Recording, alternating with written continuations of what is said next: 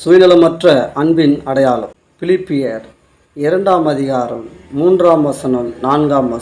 ஒன்றையும் வீண் பெருமையினாலாவது தர்க்கத்தினாலாவது செய்யாமல் மன தாழ்மையினாலே ஒருவர் மற்றவர்களை தங்களிலும் மேன்மையானவர்களாக எண்ண கடவர்கள்.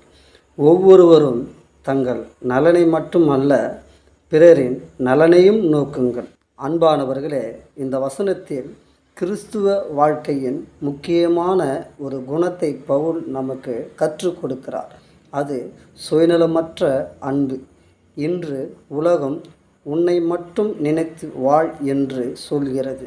ஆனால் வேதாகமும் பிறரின் நலனையும் நோக்குங்கள் என்று சொல்கிறது. அதுதான் கிறிஸ்துவின் வாழ்க்கை. முதலில் ஒன்றையும் வீண் பெருமையினாலாவது செய்யாதீர்கள் என்று பவுல் கூறுகிறார்.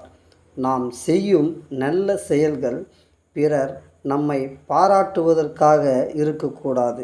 தேவன் நம்முடைய செயல்களை மட்டுமல்ல, நம்முடைய இருதயத்தையும் பார்க்கிறார். மன தாழ்மையினாலே ஒருவர் மற்றவர்களை மேன்மையானவர்களாக எண்ணுங்கள் என்று கூறுகிறார். பிறரை மதித்து அவர்களுக்கு முக்கியத்துவம் கொடுங்கள் என்பதே அதன் அர்த்தம். இதற்கு சிறந்த முன்மாதிரி இயேசு கிறிஸ்து. அவர் தம்முடைய நலனை தேடவில்லை, நம்முடைய இரட்சிப்பிற்காக சிலுவையில் தம்மையே ஒப்பு கொடுத்தார்.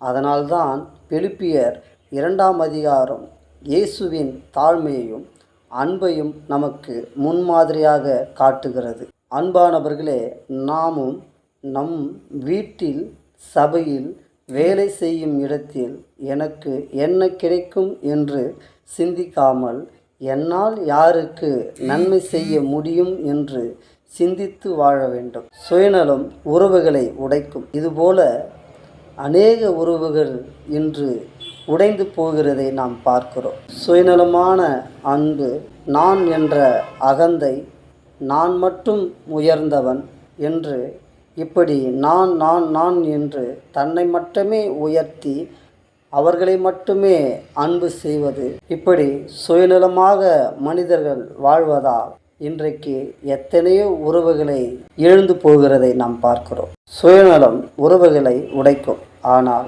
சுயநலமற்ற அன்பு உறவுகளை இணைக்கும்.